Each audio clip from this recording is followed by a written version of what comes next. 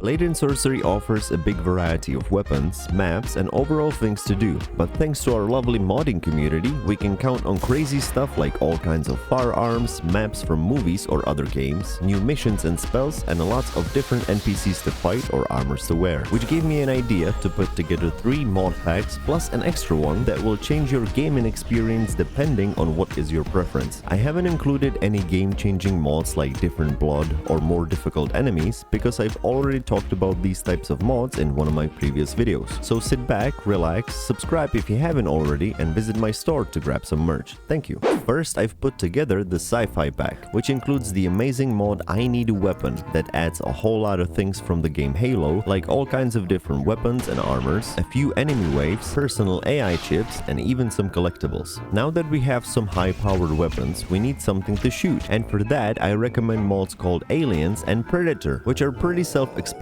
I think, but if you want to know how my first encounter with the alien went... Ooh, cool weapons. Nice. This is a pretty cool... Ah! Oh my god. Yeah, they're pretty scary, but I think that the map Space Station Corridor helps the scary atmosphere, which is why I chose it. But if you want something that's bigger and more open, I recommend the crazy looking map Galactic Jungle or the maps The Moon and the Galactic Arena. Are you friendly or... Oh, you're... enemy? While the sandbox mods are really fun, since we now have the full release on PC VR, you can actually transform Crystal Hunt into Assassin's Creed. Introducing the Assassin's Pack that includes the mod Altair Assassin's Robes, which is the only mod that I'm not sure if it's available in the Baron's shop, so you might need to have cheats on to spawn it from the book. Every assassin needs some weapons, and before we get an update for tools of the trade, we have the mod Assassin's Arsenal that adds a hidden blade, an expanding shield, a grapple mechanism thingy which has a few modes, and a flamethrower, which doesn't really scream Assassin's Creed, but it sure as hell screams holy shit, I have a flamethrower in my hand. Okay, we have armor, we have weapons, but we can take it a bit further, like 2 skill trees both containing 24 completely new skills kind of further. That would be the mods Assassin's Path and Toxicology. Now I'm not going to show you every single skill, not only it would take ages, but I also don't want to spoil the fun for you guys. So if you want, you can pause the screen and read some of them, but as their name suggests, the Assassin's Path adds things like invisibility,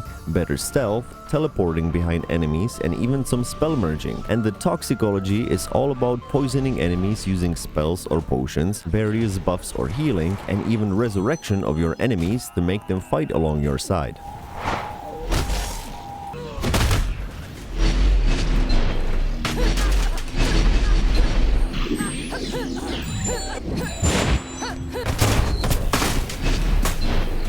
So we went from sci-fi to assassins, and the next stop, introducing the Wild West pack that at least partially transform your sandbox into Red Dead Redemption 3, the $10 budget edition, which includes the mod Wild West Armor Pack that adds not only a bunch of different outlaw armors, but also a few waves of enemies that can spawn with other mods from this pack, like the Colt Single Action, which is a fun to use revolver that comes in a few different styles, or the Winchester Lever Action, which I really enjoy using. And by the way, both of these weapons have great animations, and you can even spin the revolver or reload the rifle in style. But it wouldn't be Wild West without some horses, right?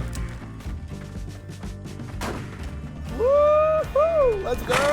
Well, that of course covers the mod Riding Horse, which adds a horse for you to ride, or you can actually have enemies with weapons riding horses as well. And remember, most of these mods from this pack have required mods to download, so don't forget to check, and if you need help with installing them manually, I have a quick tutorial on my channel.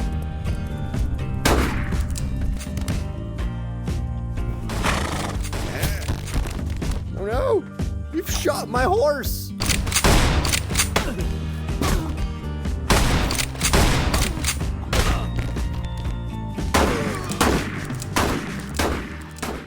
Last but definitely not least, it's the extra pack I have for you, which is actually just one mod, but the second I start showing you guys, you'll most likely know everything about it already. Introducing the mod Outer Rim. I always mention this mod in my previous videos, but never talked about it since it's the most downloaded mod for Blade & Sorcery, and everyone and their mothers have already played it. So to keep it short, imagine Star Wars with all the weapons, sabers, enemies, armors, and a bunch of locations, and put it into Blade & Sorcery, and that's pretty much what Outer Rim is all about. There's honestly so many different sabers, blasters, and melee weapons, very detailed and well-known locations, and so many different waves to fight, with some crazy ones that change the map into a complete war zone. And all of that whilst being a one singular mod that doesn't have any requirements. I mean, it is over 2 GB big, but it's definitely worth it.